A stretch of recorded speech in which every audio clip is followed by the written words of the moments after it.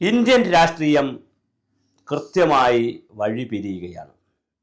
ഇത് ചർച്ച ചെയ്തുകൊണ്ടല്ലാതെ ഇന്ത്യയിൽ ഇനി ഒരാളിനും മുന്നോട്ട് പോകാൻ കഴിയില്ല. അത് ഹിന്ദുത്വ രാഷ്ട്രീയമാണോ, ഹിന്ദു രാഷ്ട്രമാണോ, BJP രാഷ്ട്രമാണോ, RSSന്റെ സ്ലീപ്പർ സെല്ലുകളുടെ രാഷ്ട്രീയമാണോ, അതോ കോൺഗ്രസിൻ്റെ രാഷ്ട്രീയമാണോ, മുന്നണി രാഷ്ട്രീയമാണോ, എന്താണ് ഇന്ത്യയിൽ ഇനി വേണ്ടത് എന്നത് വളരെ ഗൗരവതരമായ ഒരു ചോദ്യമാണ്.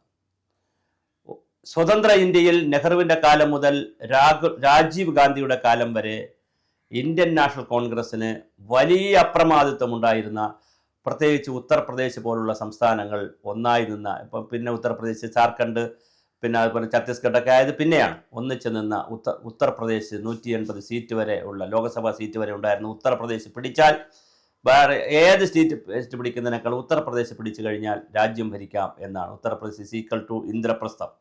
ആ ഉത്തർപ്രദേശ് രാഷ്ട്രീയവും മധ്യപ്രദേശ് ബെൽറ്റ്, അതായത് മധ്യ ഇന്ത്യയുടെ ബെൽറ്റ്, ബീഹാർ, ഉത്തർപ്രദേശ്, രാജസ്ഥാൻ, ഇന്നത്തെ ഛത്തീസ്ഗഡ്, പിന്നെ അതുപോലെ തന്നെ പിന്നെ നമ്മുടെ ജാർഖണ്ഡ്, ഇങ്ങനെയുള്ള കുറച്ച് സ്റ്റേറ്റുകളെ പിടിച്ചുകൊണ്ട്, വടക്ക് കിഴക്കൻ സ്റ്റേറ്റുകളെയും ദക്ഷിണേന്ത്യൻ സ്റ്റേറ്റുകളെയും ഉപേക്ഷിച്ചുകൊണ്ട് തന്നെ ഇന്ത്യൻ രാഷ്ട്രീയം കൈകാര്യം ചെയ്തിരുന്നതാണ് ഇന്ത്യൻ നാഷണൽ കോൺഗ്രസ്.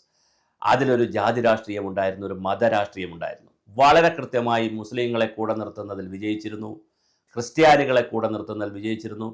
ജാതി രാഷ്ട്രീയം വളരെ കൃത്യമായി ഇന്ത്യയിൽ കൊണ്ടുപോകുന്നതിൽ അവർ വിജയിച്ചു, ഇന്ത്യൻ നാഷണൽ കോൺഗ്രസ് വിജയിച്ചു. എന്നാൽ 90-കൾ കഴിയുമ്പോൾ ആഗോളവൽക്കരണം ഇങ്ങോട്ട് രാജ്യത്ത് വന്നു കഴിഞ്ഞപ്പോൾ കേവലം ജാതി രാഷ്ട്രീയം കൊണ്ട് മാത്രം ഇന്ത്യയിൽ നടക്കില്ല, ഒരു വികസനത്തിൻ്റെ രാഷ്ട്രീയം ആവശ്യമുണ്ട് എന്നൊരു ചിന്ത വരികയും കേരളത്തിൽ പോലും ഈ ആദർശ രാഷ്ട്രീയം മാറി, തത്വാധിഷ്ഠിത രാഷ്ട്രീയം മാറി, വികസന രാഷ്ട്രീയത്തിലേക്ക് പോയി. കേരള ശാസ്ത്ര സാഹിത്യ പരിഷത്ത് പോലുള്ള സംഘടനകൾ ഡോക്ടർ MP പരമേശ്വരൻ്റെ നേതൃത്വത്തിൽ ഡോക്ടർ തോമസ് ഐസക്കും CP നാരായണനും ഡോക്ടർ MK പ്രസാദും, അദ്ദേഹം മരിച്ചുപോയി, അവരുടെ RV മേനോൻ പിന്നെയാണ് വരുന്നത്. അദ്ദേഹം ഈ ആദ്യത്തിൻ്റെ തത്വം തീരുമാനിക്കുന്നിടത്തൊന്നുമില്ല. ഈ ആദ്യത്തെ സംഘം, പിന്നെ കാവുമ്പായി ബാലകൃഷ്ണൻ, ഇങ്ങനെ ഒത്തിരി പേരുണ്ട്. പിന്നെ പേര് വളരെ വലിയ നേതാക്കളാകാത്ത ഒരുപാട് പേരുണ്ട്. അങ്ങനെയുള്ള ഒരു സംഘം ആളുകൾ കൊണ്ടുവന്ന പുതിയൊരു തത്വമാണ് വികസനമാണ് ഇനി വേണ്ടത്. പഞ്ചായത്തിൽ പ്രതിപക്ഷം വേണ്ട, പഞ്ചായത്തിൽ ഭരണപക്ഷം മാത്രമേ ഉള്ളൂ, സ്റ്റാൻഡിംഗ് കമ്മിറ്റി പ്രതിപക്ഷത്തിലൂടെ കൊടുക്കണം ആ ചെയർമാൻ സ്ഥാനം, അതുകൊണ്ട് പ്രതിപക്ഷമില്ല, ഭരണപക്ഷം മാത്രമേ ഉള്ളൂ എന്നൊക്കെ പറഞ്ഞ് വികസനമാണ് ഇനി വേണ്ടത്. അല്ലാതെ തൊഴിലാളി വർഗ സർവാധിപത്യം സംഘടിപ്പിക്കലും വിപ്ലവം ഉണ്ടാക്കലും ഈ സമരം ചെയ്യലും സമരവും പിന്നെ ഭരണവും എന്നുള്ള കൺസെപ്റ്റൊക്കെ പോയി. ഇതെല്ലാം താല്പര്യമില്ല, വികസനമാണ് വേണ്ടതെന്നൊരു കാഴ്ചപ്പാട് വച്ചു. അതവിടെ നിൽക്കട്ടെ, ഞാൻ അവിടെ വരാം. അതിനിടയിലാണ് EMSന്റെ അവസാന കാലങ്ങളിലുള്ള ചില ലേഖനങ്ങൾ, ദേശാഭിമാനിയിലൊക്കെ വന്നിട്ട് ലേഖനങ്ങളുണ്ട്, അതിൻ്റെ കോപ്പി വരെ നമ്മുടെ കയ്യിലുണ്ട്. ദേശാഭിമാനിയിൽ അവസാനം EMS പറയുന്നത് ദേവഗൗഡയുടെ, ഇന്ത്യയിലെ ദേവഗൗഡയുടെയും ജനതാദളും, കാരണം ദേവഗൗഡ പ്രധാനമന്ത്രി ആവുന്നുണ്ട്, ദേവഗൗഡയുടെ ജനതാദളും അതുപോലെ മറ്റ് കോൺഗ്രസ് ഇതര പാർട്ടികൾ എല്ലാം കൂടി ചേർത്തുകൊണ്ട് ഒരു മുന്നണി ഉണ്ടാക്കുന്ന ഒരു മുന്നണിയുണ്ട്. ആ മുന്നണിയിൽ ഗാന്ധിയൻ ചിന്താഗതിക്കാരും, അതായത് ജനതാദൾ പോലുള്ള ഗാന്ധിയൻ ചിന്താഗതിക്കാരും ഇടതുപക്ഷ രാഷ്ട്രീയക്കാരും കൂടി കൈകോർത്തുകൊണ്ട് കോൺഗ്രസിനെതിരെയുള്ള വലിയ ഒരു ശക്തമായ മുന്നണി ഉണ്ടാകണം. അതാണ് ഇന്ത്യൻ രാഷ്ട്രീയത്തിൻ്റെ ഭാവി എന്നാണ് EMS പറഞ്ഞിരുന്നത്. പക്ഷേ EMSന്റെ തത്വശാസ്ത്രം പരാജയപ്പെട്ടു. ഞാൻ വിദ്യാർത്ഥിയായിരിക്കുമ്പോൾ, ഞാൻ EMSനോടൊക്കെ വലിയ ബഹുമാനമുള്ള ആളാണ് കേട്ടോ, പക്ഷെ നമ്മൾ പറയുന്ന ഡേറ്റയാണ്. EMSന്റെ പിന്നെ പ്രസംഗം ധാരാളം കേട്ടിട്ടുണ്ട്, എഴുത്തുകൾ ചിന്തയിലും ദേശാഭിമാനിയിലും ഒക്കെ വരുന്നത് വളരെ ആവേശത്തോടെ വായിച്ചിട്ടുണ്ട്, കാരണം അദ്ദേഹം ഒരു വലിയ ദാർശനികനാണ്. അപ്പോൾ അതുകൊണ്ട് തന്നെ അദ്ദേഹം പറയുമായിരുന്നു, കോൺഗ്രസ് എന്ന് പറഞ്ഞാൽ കീങ്ക്രസ്. അദ്ദേഹം കളിയാക്കുന്ന ഇങ്ങനെയാണ്, അദ്ദേഹത്തിന് ചെറിയ വിക്കും കൂടെ വെച്ച് പറയും, കീങ്ക്രസ് എവരെ നശിപ്പിച്ചാൽ ഇന്ത്യ രക്ഷപ്പെട്ടു എന്ന് പറഞ്ഞുകൊണ്ട് തന്നെ ഇന്ത്യൻ രാഷ്ട്രീയത്തിൽ കോൺഗ്രസിനെ ഒറ്റപ്പെടുത്തുന്ന രീതിയിലേക്ക് മാറി. അങ്ങനെ മാറുന്നതിൻ്റെ ഭാഗമായി BJPയുടെ 2 സീറ്റ് ഉണ്ടായിരുന്ന, BJPയോട് ഒപ്പവും സഖ്യമുണ്ടായിരുന്നു കമ്മ്യൂണിസ്റ്റ് പാർട്ടികൾക്ക്, BJPയെ സപ്പോർട്ട് ചെയ്തിരുന്നു, ഒരു ഘട്ടത്തിൽ BJPയെ സപ്പോർട്ട് ചെയ്തിരുന്നു.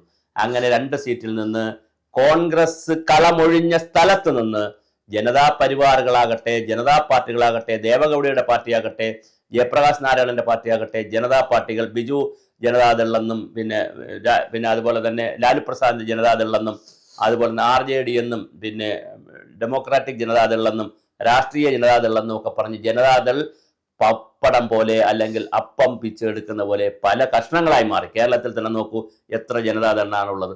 അങ്ങനെ ജനതാദൾ പാർട്ടികൾ അങ്ങനെ പിരിഞ്ഞു പോയ ആ ഒരു ഗ്യാപ്പ് വന്നു. കമ്മ്യൂണിസ്റ്റ് പാർട്ടികൾ പിരിഞ്ഞു പോയ അല്ലെങ്കിൽ അവരുടെ ശക്തി നോർത്ത് ഇന്ത്യയിൽ ഉണ്ടായിരുന്ന ബീഹാർ, ഉത്തർപ്രദേശിലേക്കാൾ ബീഹാർ, രാജസ്ഥാൻ, മധ്യപ്രദേശ്, തമിഴ്നാട്, ആന്ധ്രയിൽ വലിയ ശക്തിയായിരുന്നു. ഇവിടെയെല്ലാം കമ്മ്യൂണിസ്റ്റ് പാർട്ടികൾ വലിയ ശക്തിയായിരുന്നു. ആ ശക്തി ദുർഗങ്ങളെല്ലാം കുറെ നക്സലൈറ്റ് കൊണ്ടുപോയി, കുറെ മാവോയിസ്റ്റ് കൊണ്ടുപോയി.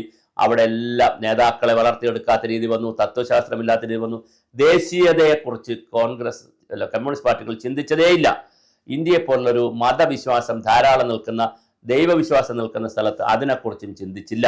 ഇതൊന്നും ചിന്തിക്കാതെ വന്നപ്പോൾ കമ്മ്യൂണിസ്റ്റ് പാർട്ടികളും ഇന്ത്യയിൽ കുറേശ്ശെ അപ്രസക്തമായി വന്നു.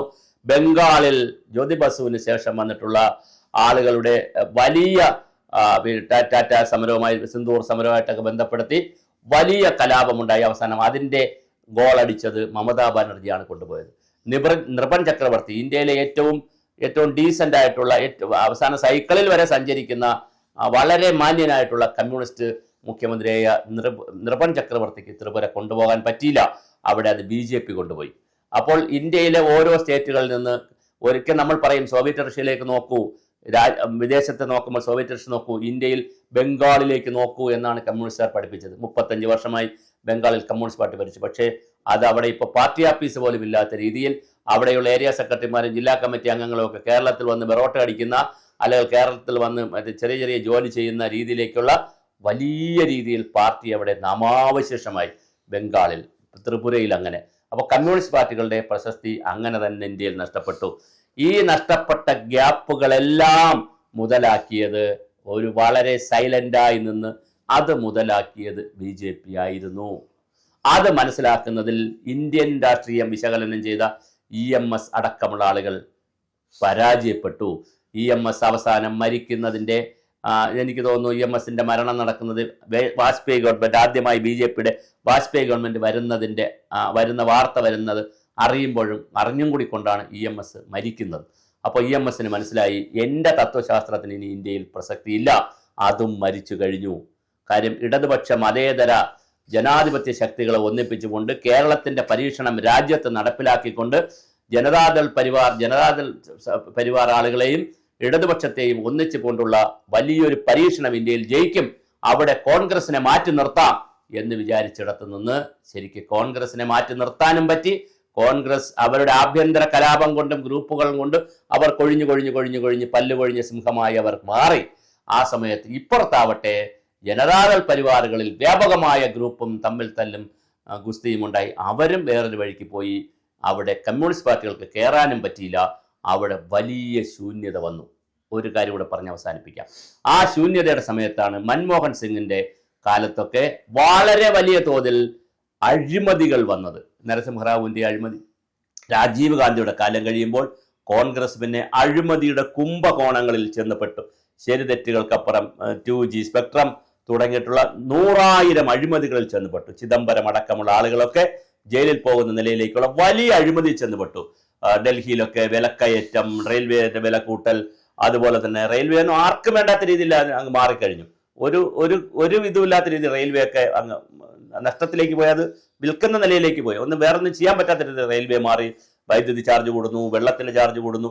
ഇങ്ങനെ വന്നപ്പോൾ എന്താണോ ഇന്ത്യയിൽ ജാതി ഹിന്ദു രാഷ്ട്രീയമൊക്കെ പരീക്ഷിച്ചിരുന്ന കോൺഗ്രസ് പരീക്ഷിച്ചിരുന്ന് അവരെ കൂടെ നിർത്തിയിരുന്നെങ്കിൽ, മുസ്ലിങ്ങളെയും ന്യൂനപക്ഷത്തെയും ഭൂരിപക്ഷത്തെയും അവരെ കൂടെ നിർത്തി കൊണ്ടുപോയിരുന്നെങ്കിൽ അവിടെ വിള്ളലുണ്ടാക്കുവാൻ കാശ്മീർ മുതൽ കന്യാകുമാരി വരെ നടത്തിയ രഥയാത്ര, LK അദ്വാനിയുടെ നേതൃത്വം നടത്തിയ രഥയാത്രയും പിന്നെ വന്നിട്ടുള്ള രാമായണം സീരിയൽ ഉൾപ്പെടെ, അത് അടുത്തോളൂ, രാമായണ സീരിയൽ ഉൾപ്പെടെയുള്ള കൃത്യമായി കോൺഗ്രസ് എന്താണോ മുമ്പ് ചെയ്തിരുന്നത് അതിനെ വളർത്തിയെടുക്കുന്നതിൽ, കൃത്യമായി രാമക്ഷേത്രവും എല്ലാം വളർത്തിയെടുക്കുന്നതിൽ BJPക്ക് കഴിഞ്ഞു. അതിന് RSS സംഘപരിവാറിൻ്റെ വലിയ പിന്തുണയും ഉണ്ടായിരുന്നു. ആയിരക്കണക്കിന് നേതാക്കളെ അവർ ഉണ്ടാക്കിയെടുക്കുകയായിരുന്നു താഴെത്തട്ടിൽ.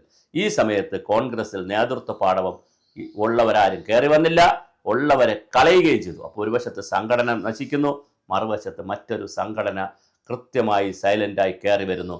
EMSനെ പോലെയുള്ള ആളുകൾ ഇത് കോൺഗ്രസ് മരിച്ചാലാണ് ഇന്ത്യ രക്ഷപ്പെടുക എന്ന് പറഞ്ഞ് കോൺഗ്രസിനെ ഇല്ലാതെയുമാക്കി. അങ്ങനെ പലതരത്തിൽ ഇല്ലാതാക്കാനുള്ള വലിയ താത്വികമായ ചർച്ചകൾ ഇന്ത്യയിൽ ഉയർത്തിക്കൊണ്ടുവന്നു. ഇതെല്ലാം കൂടി ആയപ്പോഴാണ് കോൺഗ്രസ് തളർന്നു, ഇടതുപക്ഷവും തളർന്നു. BJP വളരെ ശക്തമായി കയറി നിൽക്കുന്നു.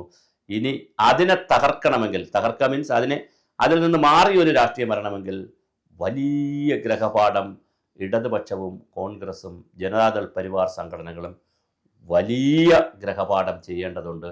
അത് തൊലിപ്പുറത്തെ പരിപാടികൾ കൊണ്ട് അകത്ത് വന്ന ക്യാൻസറിനെ മാറ്റാൻ കഴിയില്ല. അതിന് കൃത്യമായ പരിഹാരം തന്നെ വേണം. ആദ്യം വേണ്ടത് ചികിത്സയല്ല, രോഗമെന്തെന്ന് തിരിച്ചറിയലാണ്.